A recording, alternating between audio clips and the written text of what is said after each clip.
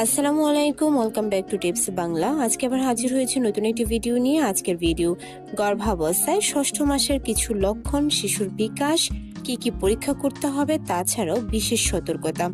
ভিডিওটি শুরু থেকে শেষ পর্যন্ত দেখলে আপনারা অনেক কিছু জানতে পারবেন বলে আশা করছি। ভালো লাগলে টিপস বাংলা চ্যানেলটিকে সাবস্ক্রাইব করতে ভুলবেন না। আপনি গর্ভবতী এবং অবশেষে আপনাকে এমনটাই দেখতে লাগছে। এখন গর্ভাবস্থার আপনার ষষ্ঠ মাস চলছে।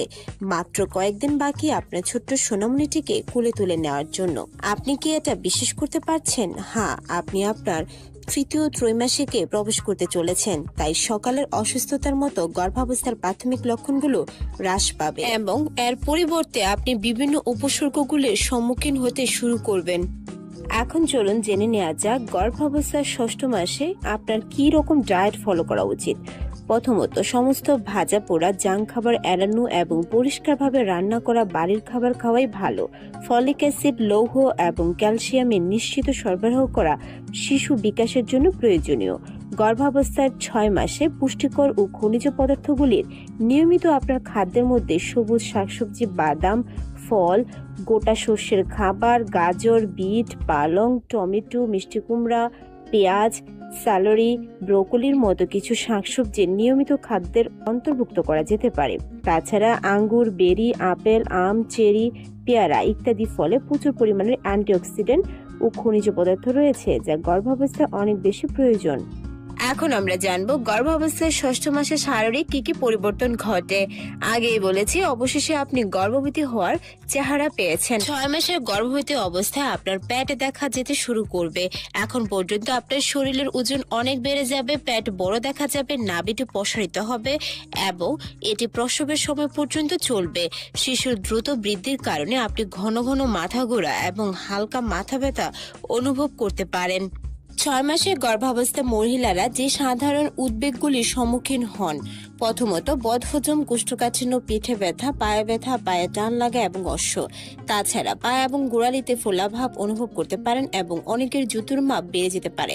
এমনকি পোস্ট ডেলিভারিতে আপনি যখন আবার নিজের আকারে ফিরে আসবেন, তখনও আপনার জুতোর আকার স্বাভাবিক অবস্থায় নাও যেতে পারে, একই থাকতে পারে। খুশি মনে নতুন জুতো কিনে নিতে পারেন।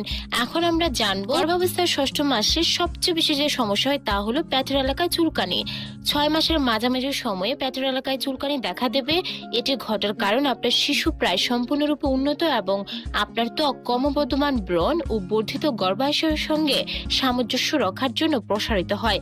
ফলস্বরূপ আপনার ত্বক শুকিয়ে যায় এবং চুলকানি শুরু হয়। আপনার ত্বকের আর্দ্রতা বজায় রাখতে এবং চুলকানি হ্রাস করার জন্য স্ট্রেচ মার্কের ক্রিম বা মলম প্রয়োগ করার জন্য এটি উপযুক্ত সময়। এছাড়াও আপনার ত্বককে হাইড্রেট রাখার জন্য প্রচুর পরিমাণের পানি পান করুন। গর্ভাবস্থার ষষ্ঠ মাসে পিঠ, কোমরে ব্যথা সহ শরীরের অন্যান্য অংশে ব্যথা আপনাকে কষ্ট দিতে শুরু করবে। আপনি প্রতিটি দিন আরো বেশি করে ক্লান্ত বোধ করবেন। গর্ভাশয় বৃদ্ধি পায় পেলভিক এলাকা থেকে পেট পর্যন্ত। এর ফলে পেটের স্তরগুলি প্রসারিত হয় এবং চরম চাপের কারণে তলপেটে ব্যথা হয়। ব্যথা কয়েক ঘন্টার জন্য চলতে পারে, তবে এটি দীর্ঘ সময়ের জন্য স্থায়ী থাকলে ডাক্তারের সাথে পরামর্শ করা উচিত। এখন আমরা জানবো গর্ভধারণের 6 মাসে শিশুর বিকাশ বা শিশু কতটা বড় হয় সে সম্পর্কে। গর্ভাবস্থায় 6 মাসে শিশু প্রায় পুরোপুরি উন্নত হয় এবং দিনে দিনে শক্তিশালী হয়ে ওঠে। তার অঙ্গগুলি এখন ক্রমবর্ধমান এবং তার ফুসফুস সম্পূর্ণরূপে বিকশিত হয় না, যাতে নিজেই শ্বাস নিতে পারে। শিশুর ত্বক এবং পেশিগুলি পরিপক্ক হয়ে যায়। আপনি তার লাথি এবং নড়াচড়া থেকে তাকে অনুভব করতে পারবেন। শিশুর ওজন দৈর্ঘ্য বৃদ্ধি পাচ্ছে এবং তা প্রায় 1 ফুট দীর্ঘ। আপনি আল্ট্রাসাউন্ড দিয়ে ব্রণের অবস্থান নির্ধারণ করতে পারেন এবং দেখতে পারেন যে শিশুর মুখটি উন্নত এবং মাথা শরীরের অনুপাতে আকার পায়। সে এমনকি এই সময় আলো ও অন্ধকার অনুভব করতে পারে এবং রোগের বিরুদ্ধে যুদ্ধ করতে সাদা রক্ত কোষগুলিও গড়ে তুলতে শুরু করে। শিশুর মুখটি এখন তার চোখের দাগ, ব্রু এবং চুল সহ সম্পূর্ণ হবে। তাছাড়া সে এখন শব্দের প্রতিক্রিয়া জানাতে শুরু করবে। তার মানে হচ্ছে আপনি যা বলছেন তা সে শুনতে পাচ্ছে এবং সেই অনুযায়ী সে নড়াচড়াও করবে।